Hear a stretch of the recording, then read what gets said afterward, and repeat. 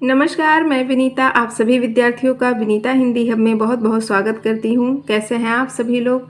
आशा करती हूँ कि आप सब अच्छे होंगे और अपनी तैयारी भी अच्छे से कर रहे होंगे। तो कल की क्लास आप लोग की कैसी हुई थी? आप लोगों ने जिन लोगों ने भी देखा कमेंट में मुझे बताया, मुझे बहुत अच्छा लगा। और आज की ये जो हम लोग की क्लास होने वाली है वो है मीराबाई पर आधारित, ठीक है? तो जो इस समय हम लोग की सीरीज चल रही है हिंदी साहित्य का सरल इतिहास विश्वनाथ त्रिपाठी की पुस्तक से, उसके अंतर्गत इस समय हम लोग चर्चा कर रहे हैं कृष्ण भक्ति धारा पर। तो उसके अंतर्गत आज हम लोग बात करेंगे मीराबाई के विषय में। तो देखिए क्या दिया हुआ है इनके विषय में कि हिंदी की श्रेष्ठ कवयित्री मीरा का जन्म 1516 में हुआ था। इनका जन्म बहुत ही महत्वपूर्ण है, परीक्षा में पूछा जाता है कि मीराबाई का जन्म कब हुआ था, तो 1516 ईस्वी में हुआ था। इनके व्यक्तित्व के इर्द गिर्द अनेक किंवदंतियां गढ़ ली गई हैं। ये बाबर से मोर्चा लेने वाले महाराणा सांगा की पुत्रवधू और महाराणा कुमार भोजराज की पत्नी थी। देखिए क्या दिया हुआ है कि ये बाबर से मोर्चा लेने वाले यानी कि बाबर से युद्ध करने वाले महाराणा सांगा की पुत्रवधू हैं, ठीक है, उनकी वधू हैं और महाराणा कुमार भोजराज की पत्नी हैं। कहा जाता है कि विवाह के कुछ वर्षों के बाद जब इनके पति का देहांत हो गया तो ये साधु संतों के बीच भजन कीर्तन करने लगीं। ऐसा माना जाता है कि जब विवाह के कुछ ही वर्षों के पश्चात इनके पति की मृत्यु हो जाती है तो ये क्या करती हैं, ये साधु संतों के बीच में भजन करने लगती हैं। इस पर इनके परिवार के लोग विशेषकर देवर राणा विक्रमादित्य बहुत रुष्ट हुए। जब मीराबाई अपने पति की मृत्यु के पश्चात साधु संतों के बीच में भजन कीर्तन करने लगती हैं तो इनकी इस हरकत से इनके जो परिवार के लोग थे यानी कि इनके ससुराल के जो लोग थे, खास करके इनके जो देवर थे राणा विक्रमादित्य, तो बहुत ही ज़्यादा रुष्ट हुए। उन्होंने इन्हें नाना प्रकार की यातनाएं दी। उन्होंने इन्हें विष तक दिया जिससे खिन्न होकर के यानी कि जिससे नाराज होकर के इन्होंने राजकुल छोड़ दिया। यानी जो मीराबाई हैं जब उन्हें उनके देवर राणा विक्रमादित्य विष देते हैं तो उससे नाराज होकर के ये अपना ससुराल त्याग देती हैं, वहाँ से वो चली जाती हैं। इनकी मृत्यु 1546 में द्वारिका में हुई। जन्म कब हुआ था? 1516 ईस्वी में, और इनकी मृत्यु 1546 में कहाँ हुई थी? द्वारिका में हुई थी। प्रायः भक्त कवियों में यह बात पाई जाती है कि वे अपने इष्ट के पास अपने जीवन के अभावों को लेकर उनकी पूर्ति के लिए जाते हैं। क्या होता है कि जितने भी भक्त कवि होते हैं तो ऐसा माना जाता है, अगर देखा जाए तो आप भी अगर पूजा पाठ करते हैं तो अक्सर करके जब आप पूजा करते हैं तो अपने ईश्वर से, अपने इष्ट से कुछ ना कुछ ज़रूर मांगते हैं। जो आपके पास नहीं होता है तो उसकी पूर्ति के लिए उनसे आप याचना करते हैं, ठीक है? तो वही दिया है कि जो भक्त कवि होते हैं तो वो भी अपने इष्ट के पास अपने जीवन के अभाव को लेकर उनकी पूर्ति के लिए जाते हैं। मीरा भक्त थी। भक्त होना कोई बुरी बात नहीं। फिर राणा मीरा से क्यों रुष्ट थे? देखिए यहाँ एक प्रश्न पूछा गया है कि मीरा भी भक्त थी और भक्त होना कोई बुरी बात नहीं है, फिर आखिर राणा मीरा से रुष्ट क्यों थे? मीरा सावर्ण समाज की थी और फिर राणा कुल की पुत्रवधू। देखिए जो मीराबाई हैं तो वो सावर्ण यानी कि ऊंचे कुल की थी, ऊंचे समाज की थी, और वो ऊपर से वो राणा कुल की क्या थी? पुत्रवधू थी। इसलिए उनका सामान्य लोगों के बीच में उठना बैठना उस सामाजिक व्यवस्था को असहाय था जिसमें नारी पति के मरने पर या तो सती हो सकती थी या घर की चार दीवारी के भीतर वैधव्य झेलने के लिए अभिशप्त थी। देखिए इनकी नाराजगी का कारण क्या था? यही था कि मीरा जो थी वो सामान्य लोगों के बीच में क्या करती थी? उठती बैठती थी, भजन कीर्तन करती थी, और जो ये ऊंचे कुल के लोग हैं ना, सावर्ण समाज के लोग, तो उनके लिए ये असहाय था कि पति की मृत्यु के बाद भी ये बाहर निकल रही है, लोगों के साथ उठ बैठ रही है। और इसमें क्या होता है कि अक्सर करके नारियां जो पत्नियां होती हैं पति की मृत्यु के बाद या तो सती हो जाती हैं या तो घर की चार दीवारी के भीतर अपना विधवा वाला जो उनका जीवन होता है उसे झेलने के लिए मजबूर रहती हैं। मीरा को भक्त होने के लिए लोक लाज छोड़नी पड़ी और यही बात राणा को खलती थी। लोक लाज तजने की बात मीरा की कविताओं में बार बार आती है। मीरा ने अपने इष्ट देव गिरधर का जो रूप निर्मित किया है वह बहुत ही मोहक है। मीरा के रूप चित्रण की यह भी विशेषता है कि वह प्रायः गत्वर होता है। देखिए जो मीराबाई है तो मीराबाई के रूप चित्रण की एक यह भी विशेषता है कि वह प्रायः गत्वर होता है। गत्वर का मतलब क्या होता है कि जो गतिशील होता है, गति में रहने वाला होता है, उसी को गत्वर बोला जाता है। इनकी ये विशेषता थी। गिरधर नागर को प्रायः सचेष्ट अंकित किया जाता है, या तो वे मुरली बजाते हैं या मंद मंद मुस्काते हैं या मीरा की गली में प्रवेश करते हैं। मीरा नारी सुलभ लज्जा के कारण उनसे सीधे मुंह बात बहुत कम करती हैं। उनके सामने ना रहने पर यानी वियोगावस्था में वे उनसे वार्तालाप करती हैं, अनुनय विनय करती हैं। विरह मीरा के जीवन की भी सबसे बड़ा यथार्थ है और उनके काव्य का भी। जो मीराबाई हैं तो उनके जीवन का जो सबसे बड़ा यथार्थ है, सबसे बड़ा सत्य है, वह क्या है? विरह है। और यही इनके काव्य की भी विशेषता है, सबसे बड़ी सत्यता है विरह। ठीक है। मीरा के विरह की सच्चाई का लक्षण यह है कि वे विरह की पीड़ा के ताप से मुक्त होना चाहती हैं। मीराबाई के विरह की जो सच्चाई है उसका सबसे बड़ा लक्षण यही है कि वे इस विरह की पीड़ा के ताप से मुक्त होना चाहती हैं। वेदना की सच्चाई का एक लक्षण यह है कि व्यक्ति उससे मुक्ति के लिए छटपटाए। मुक्ति संभव ना हो तो भी मनुष्य मुक्तावस्था का स्वप्न देखता है। मीरा के यहाँ विरह वेदना उनका यथार्थ है तो कृष्ण से मिलन उनका स्वप्न। देखिए जो मीराबाई हैं तो ऐसा कहा गया है कि उनकी जो विरह वेदना है, अगर उनकी सत्यता है तो कृष्ण से मिलन उनका स्वप्न है। मीरा के जीवन के यथार्थ की प्रतिनिधि पंक्ति है, असुवन जल सींच सींच प्रेम बेली बोई। असुवन जल सींच सींच प्रेम बेली बोई, यानी कि मीराबाई कृष्ण के प्रति अपने प्रेम को एक बेल के रूप में बोया है। जो मीराबाई हैं तो भगवान कृष्ण के प्रति अपने प्रेम को किस प्रकार से एक बेल के रूप में बोया है, और इस प्रेम के बेल को उन्होंने किससे? अपने विरह के आंसुओं से बार बार सींचा है। ठीक है। प्रेम की बेल आप लोगों ने भी देखा होगा, किसी जैसे आम का पेड़ हो जाता है तो उस पर आपने देखा होगा जो बेल होती है वो ऐसे फैलती हुई उसका सहारा लेकर चली जाती है। तो वही दिया गया है कि जो मीराबाई हैं तो मीराबाई कृष्ण के प्रति अपने प्रेम को एक बेल के रूप में बोया है और इस प्रेम को उन्होंने अपने विरह रूपी आंसुओं से बार बार सींचा है। तो ये तो हो गई इनके जीवन के यथार्थ की पंक्ति, लेकिन उनके स्वप्न के प्रतिनिधि पंक्ति क्या है? तो देखिए, सावन माँ उमग्यो मारो हेरा। सावन में उमग्यो मारो हेरा, भड़क सुन्या हरि आवड़री। देखिए ये राजस्थानी भाषा में, राजस्थानी जो होते हैं ऐसे बोलते हैं ना। तो सावन माँ उमग्यो मारो हेरा, सावन में माँ उमग्यो, उमग्यो का मतलब उमंग और उत्साह होता है। तो सावन में जो मेरा मारो हेरा, यानी कि मेरा जो हृदय है वह उमंग और उत्साह से भर उठता है। भड़क सुन्या, भड़क सुन्या का मतलब क्या होता है कि जब यह खबर सुनाई देता है हरि आवड़ी, यानी कि हरि आने वाले हैं। तो ये स्वप्न है, मीराबाई का स्वप्न है कि सावन में मेरा जो हृदय है वह उमंग और उत्साह से भर उठता है जब यह खबर सुनाई देता है कि हरि आने वाले हैं। ठीक है। मीरा के काव्य में मध्यकालीन नारी का जीवन बिंबित है। मीरा के काव्य में जो मीराबाई की रचनाएं हैं, उनका काव्य है, उसमें मध्यकालीन नारी का जीवन बिंबित है। मीरा भक्त कवि हैं। उनकी व्याकुलता एवं वेदना उनकी कविता में निश्चल अभिव्यक्ति पाती है। मीरा की कविता में रूप, रस और ध्वनि के प्रभावशाली बिंब हैं। वे अपनी कविता में निहित वेदना को श्रोताओं और पाठकों के अनुभव के माध्यम से संप्रेषित करती है।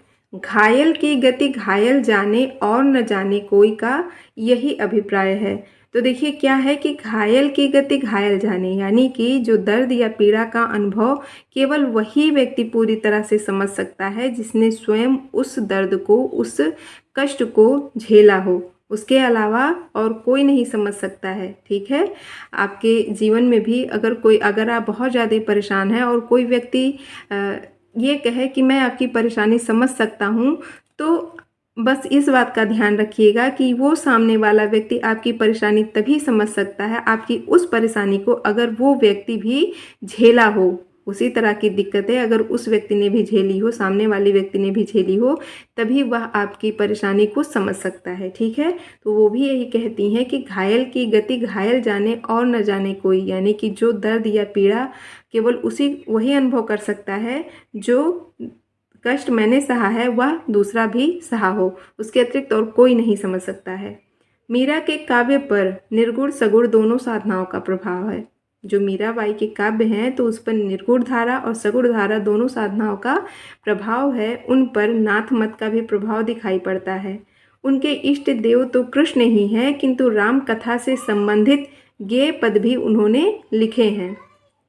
मीरा की कविताएं शिष्ट समाज के साथ साथ राजस्थान के भीलों में भी बहुत लोकप्रिय हैं। देखिए क्या दिया हुआ है कि जो मीराबाई की कविताएं हैं तो शिष्ट समाज का मतलब होता है, शिष्ट का मतलब सभ्य होता है, कि इनकी जो कविताएं हैं वो सभ्य समाज के साथ साथ राजस्थान के भीलों के लिए भी, भीलों में भी क्या है, लोकप्रिय है। भील यानी कि शिष्ट समाज, जो उच्च समाज है, सब सभ्य समाज है। और भील क्या है, भील को निचली जाति का माना जाता है। तो इसीलिए कहा गया है कि शिष्ट समाज के साथ साथ राजस्थान के जो भील हैं उनके बीच में भी इनकी रचनाएं, इनकी कविताएं बहुत ही लोकप्रिय है। तो ये रही मीराबाई के विषय में जानकारी। अब हम लोग बात करेंगे रस खान के विषय में। रस खान के बारे में क्या दिया हुआ है, आइए देखते हैं। रस खान, इनका समय है 1548 से लेकर के 1628 तक। इनका वृत्तांत 252 वैष्णवन की वार्ता में मिलता है और उससे प्रकट होता है कि ये लौकिक प्रेम से कृष्ण प्रेम की ओर उन्मुख हुए। इनकी प्रसिद्ध कृति प्रेम वाटिका का रचनाकाल 1614 है। देखिए जो इनकी प्रसिद्ध कृति है रसखान की, प्रेम वाटिका है, और इसका जो समय रहा है, रचनाकाल रहा है, वह कब है, 1614 ईस्वी है। कहते हैं कि वे गोसाई विट्ठल के शिष्य थे। रसखान किसके शिष्य थे, तो गोसाई विट्ठलनाथ के शिष्य थे। रसखान ने कृष्ण का लीला गान ये पदों में नहीं सवैयों में किया है। जो रसखान है तो उन्होंने कृष्ण का जो लीला गान किया है तो वो गे पदों में ना करके सवैयों में किया है। रसखान को सवैया छंद सिद्ध था। जितने सरस सहज प्रवाहमय सवैये रसखान के हैं उतने शायद ही किसी अन्य कवि के हो। क्या दिया हुआ है यहाँ पर कि जो रसखान है वह उन्हें सवैया छंद सिद्ध था, और जितने सरस सहज और प्रवाहमय सवैये रसखान जी के हैं उतने शायद ही किसी अन्य कवि के हों। रसखान का कोई ऐसा सवैया नहीं मिलता जो उच्च स्तर का ना हो। उनके सवैयों की मार्मिकता का बहुत बड़ा आधार दृश्यों और बाह्य आंतर स्थितियों की योजना में है। वही योजना रसखान के सवैयों के ध्वनि प्रवाह में भी है। ब्रज भाषा का ऐसा सहज प्रवाह अन्यत्र बहुत कम मिलता है। रसखान सूफियों का हृदय लेकर कृष्ण की लीला पर काव्य रचते हैं। उनमें उल्लास, मादकता और उत्कृष्टता तीनों का संयोग है। ब्रजभूमि के प्रति जो मोह रसखान की कविताओं में दिखलाई पड़ता है वह उनकी विशेषता है। जो रसखान है तो रसखान की कविताओं में क्या दिखलाई पड़ता है, ब्रजभूमि के प्रति जो मोह दिखलाई पड़ता है वह उनकी विशेषता है। रसखान प्रेम भावना की अछूती स्थितियों की योजना करते हैं, इसलिए रसखान के यहाँ दूसरों की कही बातें कम मिलेंगी।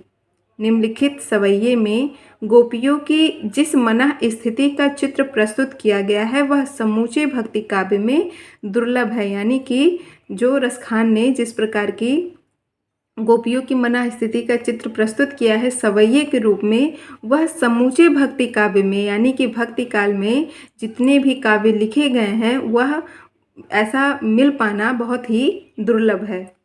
मोर पखा सिर ऊपर राखी हूँ, गुंज की माल गरे पहिरौंगी, ओढ़ी पीताम्बर लय लकुटी बन, गोधन गवारनी संग फिरौंगी, भावतो सोई मेरो रस खानी, सो तेरे कहे सब स्वांग करौंगी, या मुरली मुरलीधर की अधरान धरी अधरा न धरौंगी। देखिए क्या दिया हुआ है कि मोर पखा सिर ऊपर राखियो, यानी कि मैं अपने सिर के ऊपर मोर पंख रखूंगी या सजाऊंगी। ऐसा कौन कहता है, गोपियाँ कहती हैं।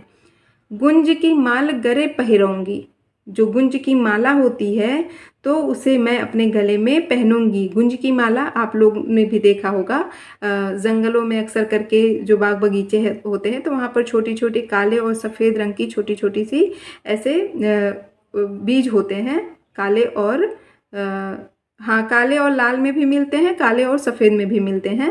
तो आप लोगों ने भी देखा होगा, उसी को गुंज बोला जाता है। तो वही कहती हैं कि जो गुंज की माला होती है उसे मैं गले में पहनूंगी।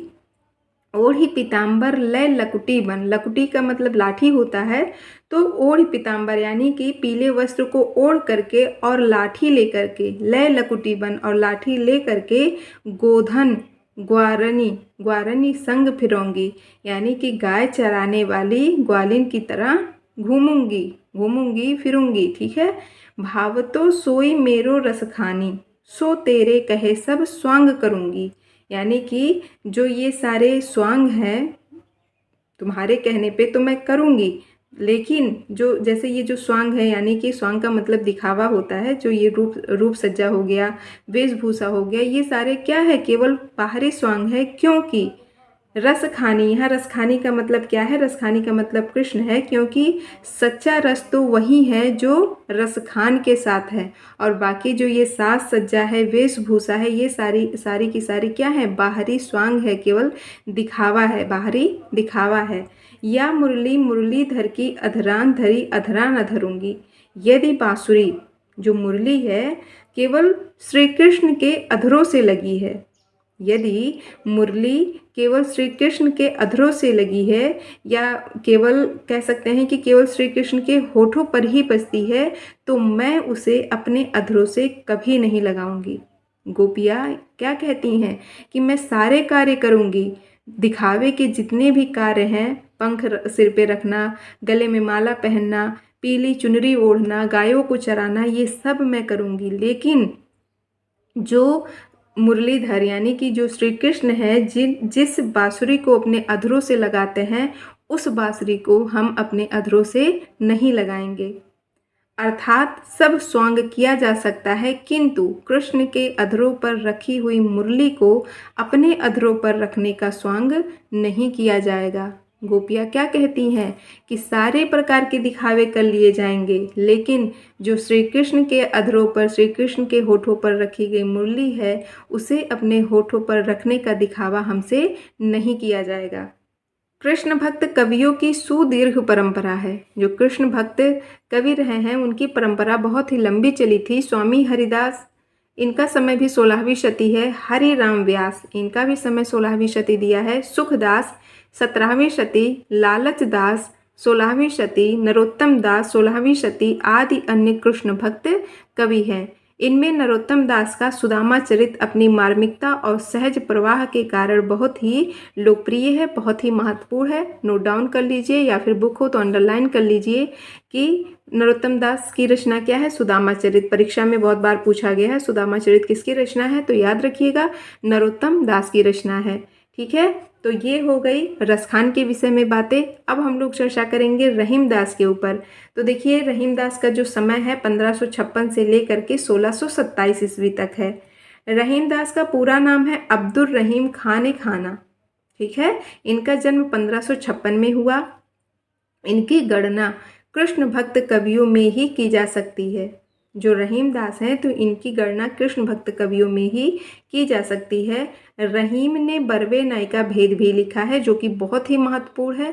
सभी प्रकार की परीक्षाओं की दृष्टि से बहुत ही ज़्यादा महत्वपूर्ण है रहीमदास की बरवे नाई का भेद। परीक्षा में कई बार पूछा जा चुका है कि बरवे नाई का भेद किसकी रचना है, तो याद रखिएगा रहीमदास की रचना है, जिसमें उनकी यह रचना तो निश्चित रूप से रीति काव्य की कोटि में रखी जाएगी, किंतु रहीम को भक्त हृदय मिला था। देखिए, जो रहीमदास की बरवे नाई का भेद है, तो इनकी ये जो रचना है तो ऐसा कहा जाता है कि निश्चित रूप से यह रीति काव्य की कोटि में रखा जाएगा, लेकिन जो रहीमदास का हृदय है वह भक्त है, भक्त हृदय है, इनको भक्त हृदय मिला था। उनके भक्ति परक दोहे उनके व्यक्ति और रचनाकार का वास्तविक प्रतिनिधित्व करते हैं। कहते हैं, उनके मित्र तुलसी ने बरवे रामायण की रचना रहीम के बरवे काव्य से उत्साहित होकर की थी। देखिए यहाँ क्या पता चलता है कि जो रहीमदास हैं उनके मित्र कौन थे? तुलसीदास। और उन्होंने जो बरवे रामायण लिखी है तो किससे उत्साहित होकर, किसकी रचना से? रहीम की बरवे रचना काव्य से उत्साहित होकर के ही इन्होंने बरवे रामायण लिखा था। रहीम सम्राट अकबर के प्रसिद्ध सेनापति बैरम खां के पुत्र थे। आप लोगों ने भी पढ़ा होगा, आप लोग को पता होगा कि जो रहीमदास हैं वो सम्राट अकबर के प्रसिद्ध सेनापति बैरम खां के पुत्र थे, और जो रहीम हैं वो अकबर के दरबार में नौरत्नों में से एक हैं। ठीक है, वे स्वयं योद्धा थे।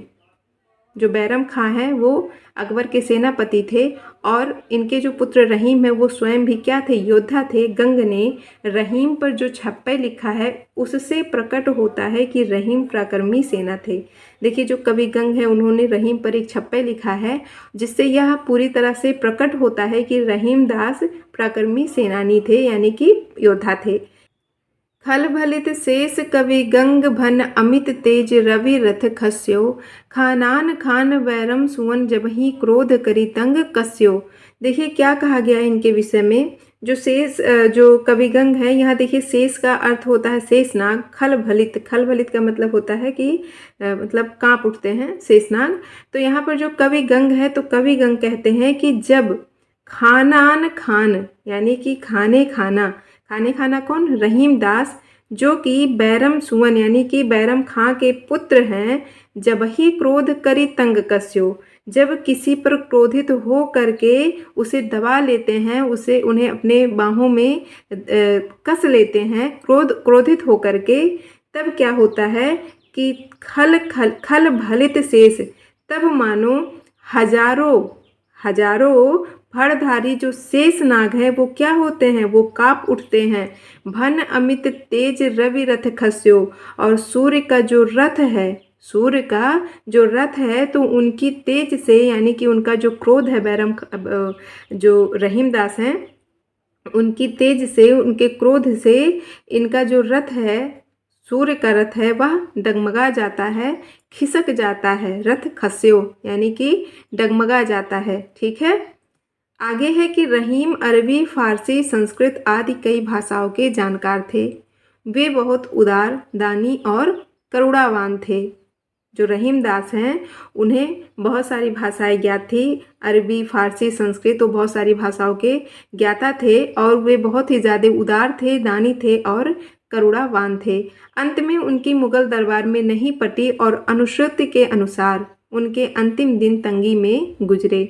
बाद में क्या होता है कि जो मुगल दरबार में उनकी नहीं पड़ती है तो वो मुगल दरबार को छोड़ देते हैं, और ऐसा कहा जाता है कि उनके जो अंतिम दिन थे, उनके समय के, उनके जीवन के जो अंतिम दिन थे वो बहुत ही तंगी में गुजरे। रहीम की अन्य रचनाएं हैं, यानी कि अभी आपने एक रचना के बारे में उनका पढ़ा, क्या था? बरवे नाई का भेद।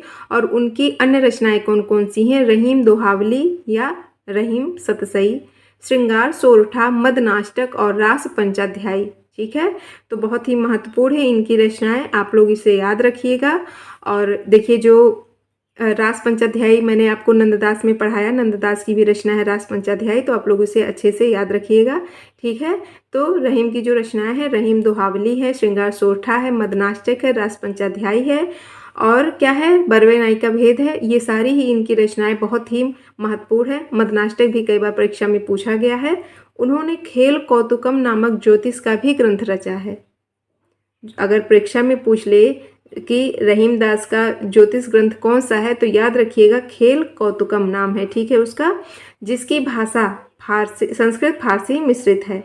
खेल कौतुकम जो कि इनकी ज्योतिष ग्रंथ है, उसकी भाषा कैसी है? इसकी भाषा संस्कृत फारसी मिश्रित है। रहीम ने तुलसी के समान अवधि और ब्रज दोनों में अधिकार पूर्वक काव्य रचना की है। रहीम के भक्ति और नीति के दोहे आज भी लोगों की जुबान पर है। तो ये रही आज की हम लोग की क्लास, जिसमें मैंने आप लोग को मीराबाई, रसखान और रहीमदास के बारे में बताया। आप लोग को ये क्लास कैसी लगी तो कमेंट बॉक्स में ज़रूर बताइएगा। अगर क्लास अच्छी लगे तो लास्ट में आप लोग वीडियो को लाइक ज़रूर करिएगा, लोगों को शेयर करिए, और जो लोग मेरे चैनल पे नए आए हैं वो लोग मेरे चैनल को सब्सक्राइब ज़रूर कर लें। अब अगली वीडियो में हम लोग चर्चा करेंगे कृष्ण भक्ति काव्य की विशेषताओं के बारे में। तब तक के लिए मुझे आज्ञा दीजिए। धन्यवाद।